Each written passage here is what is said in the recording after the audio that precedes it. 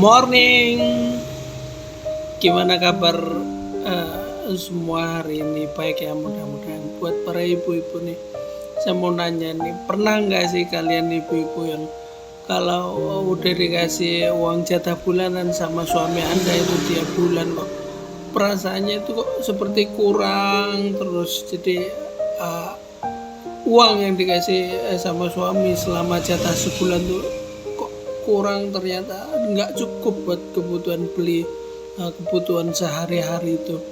Pernah nggak ibu-ibu ngalamin seperti itu? Kurang yang ada, yang terus mengakibatkan kecemasan, terus lagi stres karena kebutuhan hidup yang nggak bisa dipenuhi dengan uang yang sekian dari suami, katakanlah 3, 4 sampai 5 juta ya, kalau misalkan ibu-ibu yang ada di kampung kayak gitu kan. Jadi rasa atau akibat yang timbul dari kekurangan itu biasanya kecemasan itu akan membawa kita kepada kepanikan yang mengakibatkan kita banyak pikiran, stres dan lain sebagainya. Jadi hidupnya itu kacau gitu kan. Banyak dampaknya negatif. Cuman nanti dulu sebentar dulu ya. Jangan-jangan ada yang salah dalam cara kita mengelola uang. Jadi selama kebutuhan sebulan itu kita kurang terus dan kita nggak bisa membedakan antara itu kebutuhan dan keinginan. Banyak kasus yang notabene itu tanpa sadar dia ternyata itu bukan kebutuhan namun keinginan, uang yang dikeluarkan, sehingga uang yang diberikan oleh sang suami itu dia nggak cukup buat memenuhi kebutuhannya selama 1 bulan. Gimana solusinya supaya anda itu merasa cukup kayak gitu kan, dikasih uang suami misalkan 3 juta sampai 5 juta itu, apalagi zaman sekarang itu kondisinya kan memang lagi seperti gini ya, mungkin karena mau resesi dunia ya. Bagi anda ibu-ibu yang belum tahu resesi itu kan, bisa bacalah di Google dulu dikit-dikit apa itu resesi. Karena sekarang zaman cari uang emang susah ya. Jadi ibu-ibu tuh harus ekstra hati-hati dalam mengelola keuangan. Poin pentingnya nomor 1, kita cek ke belakang, kita tarik garis lurus. Apa sih sebenarnya yang membuat kita itu jadi bikin boros kayak gitu.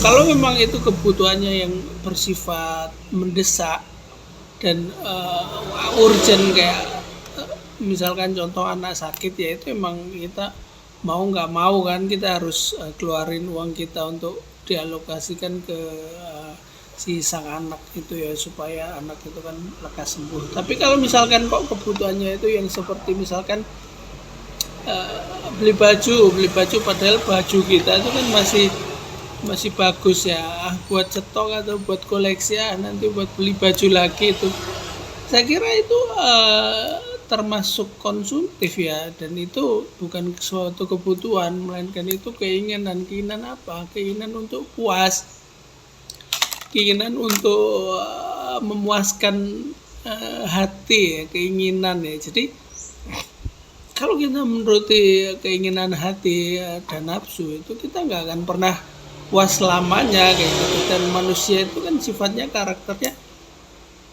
selalu kurang gitu kan. Itu poin penting nomor 1. Poin penting yang kedua itu, kalau misalkan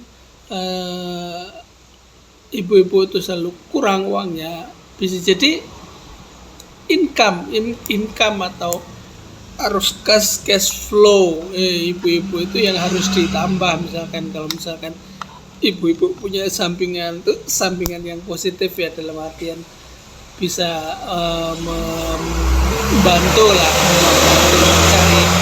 cari uang sendiri kayak gitu kan. Jadi bisa lah di sampingan, kayak misalkan bikin kue terus dijual ke media sosial atau ke tetangga. Apalagi sekarang jualan di zaman sekarang itu lebih mudah daripada zaman dulu. Kalau misalkan ibu-ibu paham tentang makanan, bisa lah bikin cemilan gitu dari kecil misalkan. Nah itu dia yang nomor 2. selanjutnya itu yang lebih agak penting yaitu tarik lagi ya info dari belakang ya. Anda mungkin perlu mencatat keluar uang masuk. Jadi ibu-ibu tuh bisa tahu kalau misalkan oh bulan ini tuh kita pengeluarannya banyak atau bulan ini tuh pengeluaran sedikit. Jadi tahu uang itu larinya kemana. Jadi nanti bisa untuk evaluasi di bulan berikutnya supaya apa? Supaya yang pengeluaran sekiranya tidak terlalu penting itu bisa ditunda dulu atau bahkan bisa dihilangkan ya.